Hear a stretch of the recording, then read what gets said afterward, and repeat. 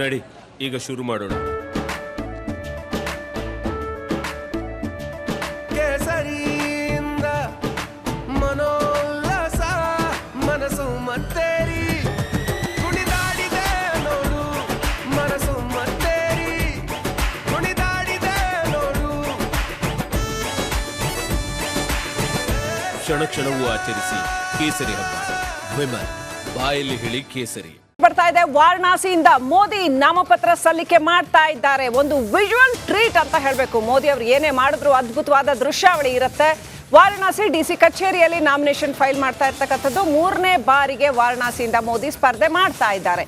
ಏನೆಲ್ಲ ವಿಶೇಷತೆಗಳು ಇದ್ದಾವೆ ಮಾತನಾಡೋಣ. ಹೇಗಿದೆ ಈ ಸಾರಿಯ ನಾಮಿನೇಷನ್, ಹೇಗಿದೆ ನೋಡ್ತಾ ಇರಿ ವೀಕ್ಷಕರೇ. ಕಳೆದ 2 ಬಾರಿಯ ನಾಮಿನೇಷನ್ಗಳು ಹೇಗಿದ್ವು ನೋಡಿದ್ದೀರಾ ನೀವು. ವಾರಣಾಸಿಯಲ್ಲೇ ಬಿಟ್ಟಿದ್ದಾರೆ. ನಮ್ಮ ಕಾಲಭೈರವನ ದರ್ಶನದ ಬಳಿಕ ನಾಮಪತ್ರ ಸಲ್ಲಿಕೆ ಮಾಡ್ತಾ ಇದ್ದಾರೆ. ದೇಶದ ಪ್ರಧಾನಿ ಆದರೆ ಎಲ್ಲಕ್ಕಿಂತ ಮುಂಚೆ ಅಲ್ಲಿ ವಾರಣಾಸಿಯಲ್ಲಿ ಹೋದಾಗ ಮೊದಲು ಕಾಲಭೈರವನ ದರ್ಶನ ಮಾಡಬೇಕು ಅಂತ ಹೇಳ್ತಾರೆ. ಆ ನಂತರವಷ್ಟೇ ವಿಶಾಲಾಕ್ಷಿ ವಿಶ್ವನಾಥನ ದರ್ಶನಕ್ಕೆ ಅನುಮತಿ ಸಿಗತ್ತೆ ಅಂತ ಮೋದಿಗೆ ಸೂಚಕರಾಗಿ 4 ನಾಮಪತ್ರಕ್ಕೆ ಸಹಿ ಹಾಕಿದ್ದಾರೆ.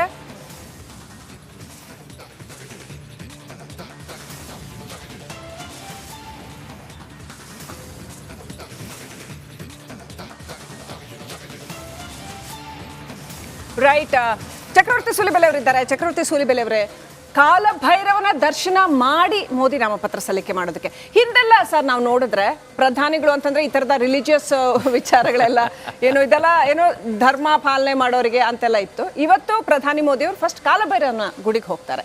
ನರೇಂದ್ರ ಮೋದಿ ಅವರು ಬಂದಾಗ್ಲಿಂದ ಈ ದೇಶದಲ್ಲಿ ಆ ತರದೊಂದು ವಾತಾವರಣವನ್ನು ತುಂಬಾ ಚೆನ್ನಾಗಿ ಕ್ರಿಯೇಟ್ ಮಾಡಿದ್ದಾರೆ. ನಾನು ತುಂಬಾ ಗಮನಿಸ್ತೀನಿ. ಬರೀ ಭಾರತದಲ್ಲಿ ಅಷ್ಟೇ ಅಲ್ಲ, ಅವರು ಕಾಶಿಯ ಮಂದಿರಕ್ಕೆ ಈಗ ಕಾಲಭೈರವ ದರ್ಶನ ಮುಗಿಸಿ ನಿನ್ನೆ ಕಾಶಿಯ ಟೋಟಲ್ ಅವ್ರ ಯಾತ್ರೆ ಕೂಡ ಅದನ್ನ ಶಂಕರಾಚಾರ್ಯರ ಯಾತ್ರೆಗೆ ಸಮೀಕರಿಸಿರುವಂತ ರೀತಿ ಇದೆಯಲ್ಲ, ಏನ್ ನಮ್ಮ ಶಾಸ್ತ್ರ ಗ್ರಂಥಗಳಲ್ಲಿ ಹೇಳ್ತಾರೋ 28 ದೇವಸ್ಥಾನಗಳ ದಾರಿ 40 ಘಾಟಗಳು ಸಿಗ್ತವೆ, ದಾರಿಯುದ್ದಕ್ಕೂ ಘಾಟಗಳನ್ನು ನೋಡಿಕೊಂಡು ಅವುಗಳ ಮೂಲಕ ಬರ್ತಾರೆ. ಇವೆಲ್ಲವೂ ಕೂಡ ಒಂದು ಭಾರತೀಯ ವಾತಾವರಣವನ್ನು ರೂಪಿಸುವಂತ ಪ್ರಯತ್ನ ಮಾಡ್ತಾರೆ.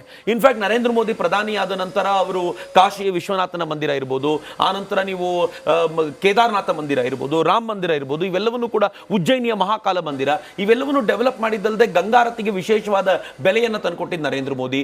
ವಿದೇಶದಲ್ಲಿ ಹೋದಾಗ್ಲೂ ಕೂಡ ನಾನು ಅವರ ನೇಪಾಳಕ್ಕೆ ಹೋದಾಗ ನೋಡ್ತಿದ್ದೆ, ಪಶುಪತಿನಾಥ ಮಂದಿರಕ್ಕೆ ಹೋಗ್ತಾರೆ, ಅಲ್ಲಿಗೆ ಹೋಗಿ ಗರ್ಭಗುಡಿಗೆ ಹೋಗಿ ತಾವೇ ಆರತಿ ಮಾಡ್ತಾರೆ. ಅವರು ನಮ್ಮ ಕಲ್ಕತ್ತಾಕ್ಕೆ ಹೋಗಿ ಅಲ್ಲಿನ ಕಾಳಿ ಮಂದಿರಕ್ಕೆ ಹೋದ್ರೆ ತಾವೇ ಹೋಗಿ ಆರತಿ ಮಾಡ್ಲಿಕ್ಕೆ ನಿಲ್ತಾರೆ.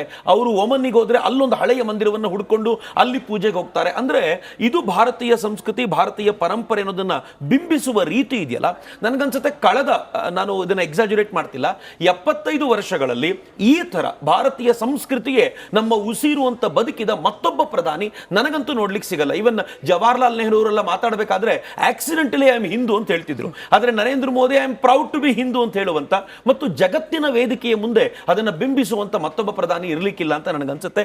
ಆ ದೃಷ್ಟಿಯಿಂದ ಇವತ್ತು ನರೇಂದ್ರ ಮೋದಿ ಅವರು ಏನು ಈ ಹಾದಿಯನ್ನ ತಮ್ಮದಾಗಿಸಿಕೊಂಡಿದ್ದಾರೆ, ಅಬ್ಸಲ್ಯೂಟ್ಲಿ ಅದು ಅವರ ವ್ಯಕ್ತಿತ್ವಕ್ಕೆ ಸೂಟ್ ಆಗುವಂತದ್ದು ಅಂತ ಅನ್ಸುತ್ತೆ. ಚಕ್ರವರ್ತಿ ಸೂಲಿಬೆಲೆ ಅವರೇ, ಅಲ್ಲಿ ಪ್ರಧಾನಿ ನೀವು ಹೇಳಿದ ಇಷ್ಟು ಕೆಲಸಗಳನ್ನ ಮಾಡಿಯೂ ಕೂಡ ಎಲ್ಲೂ ಕೂಡ ಶಾಂತಿ ಸೌಹಾರ್ದತೆಗೆ ಭಂಗ ತರೋದಾಗ್ಲಿ, ಎಲ್ಲೂ ಕೂಡ ಅದೊಂದು ವಿವಾದದ ಸ್ವರೂಪ ಪಡ್ಕೊಳ್ಳೋದಾಗ್ಲಿ, ಇನ್ನ ಹೇಳಬೇಕು ಅಂತಂದ್ರೆ ಎಲ್ಲೂ ಕೂಡ ಅದನ್ನ ರಾಜಕೀಯಕ್ಕೆ ಬಳಸ್ಕೊಳ್ಳೋದಾಗ್ಲಿ, ನಾನು ಇದನ್ನ ಮಾಡಿದೆ ಅಂತ ರಾಜಕೀಯ ಏನು ಮಾಡ್ತಾ ಇಲ್ಲ. ಅವರು ಸಿಂಪ್ಲಿ ಸುಮ್ಮನೆ ಅದನ್ನ ಮಾಡ್ತಾ ಇದ್ದಾರೆ. ಸ್ಟ್ರಾಟಜಿಸ್ಟ್. ಈಗ ನರೇಂದ್ರ ಮೋದಿ ಅವರು ಇವತ್ತು ಈ ತರ ಹೋಗೋದನ್ನ ಟಿವಿ ಅವರು ತೋರಿಸದೆ ಬಿಡ್ತಾರ? ಅವ್ರು ರಾಜಕೀಯಕ್ಕೆ ಬೇಕು ಅಂತ ಅವ್ರು ಹೇಳೋದಿಲ್ಲ, ಆದ್ರೆ ಸಮಾಜಕ್ಕೆ ಏನ್ ಸಂದೇಶ ಕೊಡಬೇಕು ಅದನ್ನ ಕೊಡ್ತಾರೆ. ಇಮ್ಯಾಜಿನ್ ಮಾಡಿ, ಇಷ್ಟೇ ಯಾತ್ರೆಯನ್ನ ರಾಹುಲ್ ಗಾಂಧಿ ಮಾಡಬಹುದಾ? ಅಲ್ಲ ಸರ್, ನಾವ್ ಯಾಕೆ ತೋರಿಸ್ತೀವಿ ಗೊತ್ತಾ? ಟು ಬಿ ಫ್ರಾಂಕ್, ನಾವ್ ಯಾಕೆ ತೋರಿಸ್ತೀವಪ್ಪ ಅಂದ್ರೆ ಜನ ನೋಡ್ತಾರ ಅದನ್ನ. ಅಬ್ಸಲ್ಯೂಟ್ಲಿ ಜನಕ್ಕೆ ಬೇಕು, ಅವ್ರು ಜನ ಕೇಳ್ತಾರೆ, ರಾಹುಲ್ ಗಾಂಧಿ ಬಂದ್ರು ತೋರಿಸ್ತೀವಿ. ಅಲ್ಲ, ಈ ದೇಶದ ಬಹುಸಂಖ್ಯಾತರು ಇಲ್ಲ, ನಾನು ಹೇಳುದು ಈ ದೇಶದ ಬಹುಸಂಖ್ಯಾತರು ಯಾರಿದ್ದಾರೋ ಅಥವಾ ಬಹುಸಂಖ್ಯಾತರು ಅಂದ್ರೆ ಮುಸಲ್ಮಾನರು ಇಲ್ಲ ಅಂತ ಭಾವಿಸಬೇಡಿ. ಮುಸಲ್ಮಾನರು ಕೂಡ ಭಾರತೀಯರು ಮತ್ತು ಒಂದು ಕಾಲದಲ್ಲಿ ಹಿಂದೂಗಳೇ ಆಗಿದ್ದವರು. ಅವರಿಗೂ ಕೂಡ ಈ ಪರಂಪರೆಯೊಂದಿಗೆ ಒಂದು ನಂಟಿದೆ. ಇದು ಸಡನ್ ಆಗಿ ಎಳೆಯುತ್ತೆ ಅವರೆಲ್ಲರನ್ನು ಮತ್ತು ಅವರೆಲ್ಲರೂ ಇದನ್ನು ನೋಡ್ತಾರೆ. ಆದ್ರೆ ರಾಹುಲ್ ಗಾಂಧಿಯನ್ನ ನೀವು ತೋರಿಸುವ ಪ್ರಮೇಯ ಬರೋದಿಲ್ಲ, ಯಾಕಂದ್ರೆ ಹೋಗೋದೇ ಇಲ್ವಲ್ಲ. Rahul Gandhi is based on ಅವ್ರದ್ದೊಂದು ವೋಟ್ ಬ್ಯಾಂಕ್ ಇದೆ. ಆ ವೋಟ್ ಬ್ಯಾಂಕಿಗೆ ಇದುವರೆಗೂ ರಾಮ ಮಂದಿರಕ್ಕೆ ಹೋಗ್ಲಿಲ್ಲ. ಸೋನಿಯಾ ಗಾಂಧಿ ಅವರಾಗ್ಲಿ, ಮಲ್ಲಿಕಾರ್ಜುನ್ ಖರ್ಗೆ ಅವರಾಗ್ಲಿ, ರಾಹುಲ್ ಗಾಂಧಿ ಅವರಾಗ್ಲಿ ಇದುವರೆಗೂ ರಾಮ ಮಂದಿರಕ್ಕೆ ಹೋಗ್ಲಿಲ್ಲ, ಯಾಕಂದ್ರೆ ವೋಟ್ ಬ್ಯಾಂಕಿಗೆ ಭಂಗ ಬರಬಹುದು ಅಂತ.